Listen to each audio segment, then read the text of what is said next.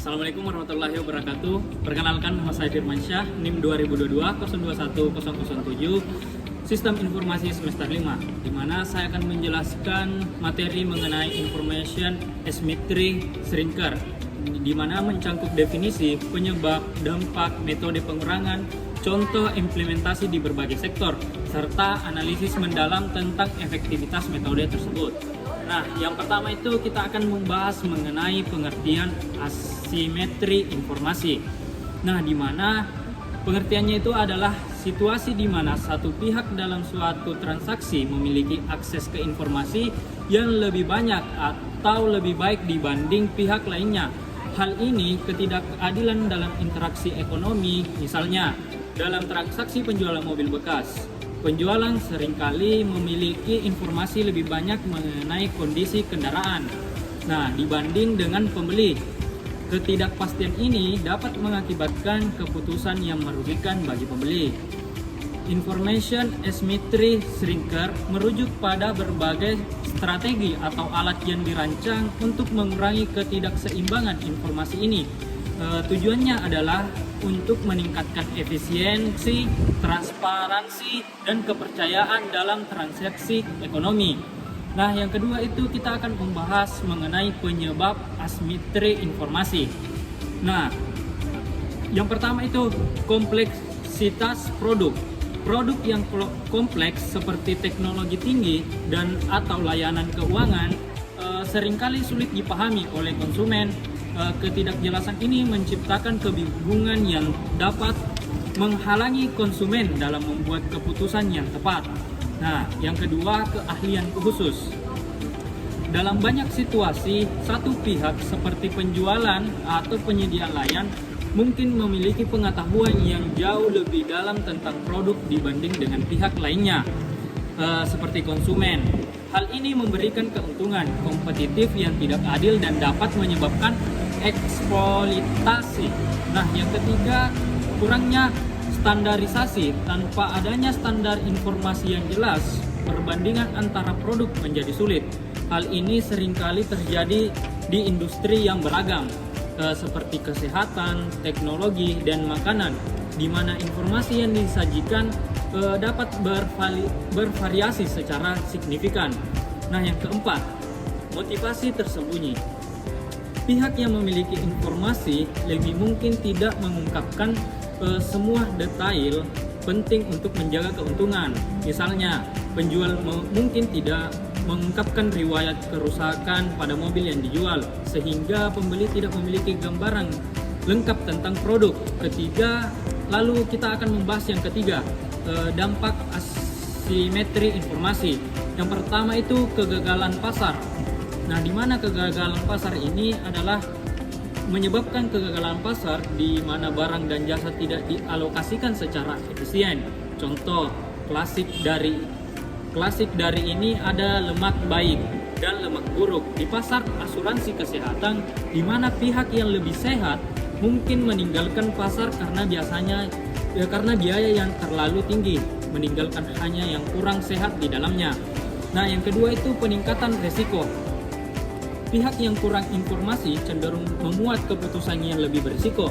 Misalnya, investor yang tidak memahami sepenuhnya resiko yang terkait dengan suatu investasi mungkin berakhir dengan kerugian besar.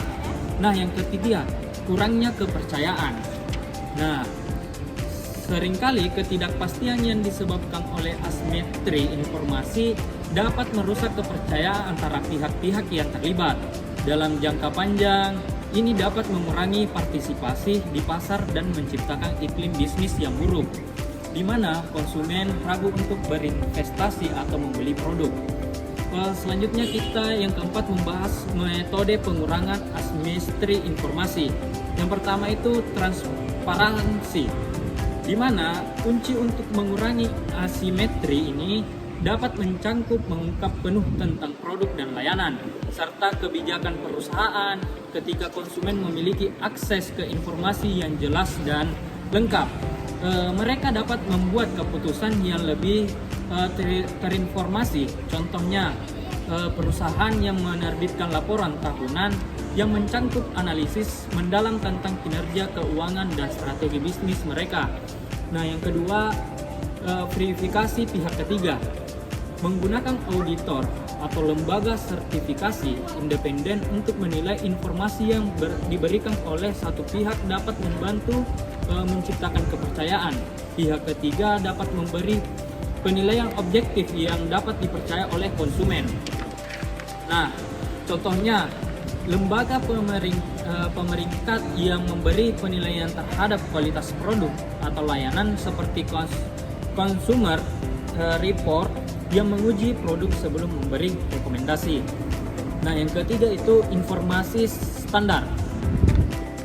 Mengembangkan standar informasi yang dapat digunakan oleh semua pihak dalam industri untuk meningkatkan perbandingan informasi yang distandarisasi memungkinkan konsumen untuk dengan mudah membandingkan produk dan layanan.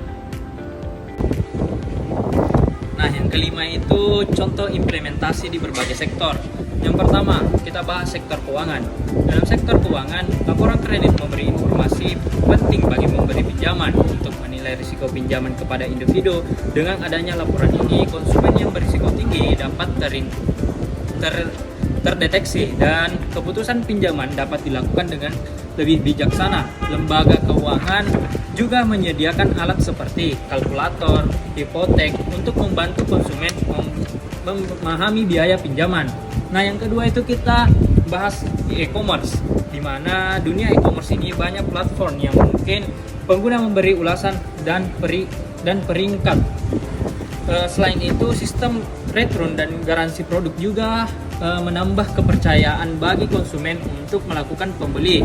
Nah, yang ketiga itu industri makanan. Label nutrisi yang jelas dan terstandarisasi pada kemasan makanan membantu konsumen memahami apa yang mereka konsumsi.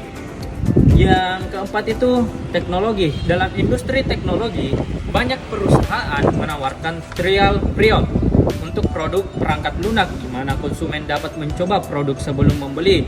Ini mengurangi ketidakpastian dan membantu konsumen mengevaluasi produk sebelum membuat komitmen finansial. Nah, yang kelima itu layanan kesehatan. Dalam sektor kesehatan, pengguna rekam medis elektronik dapat diakses oleh pasien, memungkinkan mereka untuk memahami kondisi kesehatan mereka dan pengobatan yang diberikan. Ini meningkatkan transparansi antar dokter dan pasien.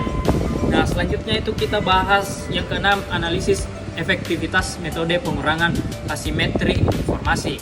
Yang pertama, transparansi. Transparansi memiliki dampak signifikan dalam meningkatkan kepercayaan konsumen dengan informasi yang jelas dan mudah diakses. Namun perusahaan harus berhati-hati dalam pengungkapan informasi agar tidak menimbulkan kebingungan. Nah, yang kedua, verifikasi pihak ketiga. Lembaga verifikasi pihak ketiga dapat meningkatkan kepercayaan secara signifikan. Namun penting bagi lembaga tersebut untuk memiliki reputasi yang baik dan tidak memiliki konflik kepentingan untuk menjaga objektivitas. Nah, yang ketiga, informasi standar. Standarisasi informasi sangat efektif dan meningkatkan perbandingan produk. Namun, hal ini memerlukan kerjasama antar perusahaan dalam industri dan regulasi yang tepat dari pihak berwenang. Nah, yang keempat, membahas edukasi konsumen. Edukasi konsumen dapat memberdayakan mereka untuk membuat keputusan yang lebih baik. Nah, yang kelima itu teknologi. Penggunaan teknologi untuk transparansi dan akuntabilitas sangat efektif, namun memerlukan infrastruktur yang baik dan investasi dalam teknologi yang tepat. Nah, yang keenam itu marketplace dan ulasan. Nah, sistem ulasan pengguna sangat membantu, tetapi dapat dipengaruhi oleh ulasan palsu atau bias. Nah, itulah materi dari saya. Adapun kesimpulan dari materi saya yaitu pengurangan asimetri informasi adalah elemen penting dalam menciptakan pasar yang lebih efisien dan adil. Dengan menerapkan berbagai metode yang telah dibahas, pihak-pihak yang terlibat dalam transaksi dapat mengurangi ketidakpastian, meningkatkan kepercayaan, dan pada akhirnya mendorong pertumbuhan ekonomi yang lebih sehat. Terima kasih dari saya. Akhir kata, wallahul muwaffiq ila aqwamit thoriq. Assalamualaikum warahmatullahi wabarakatuh.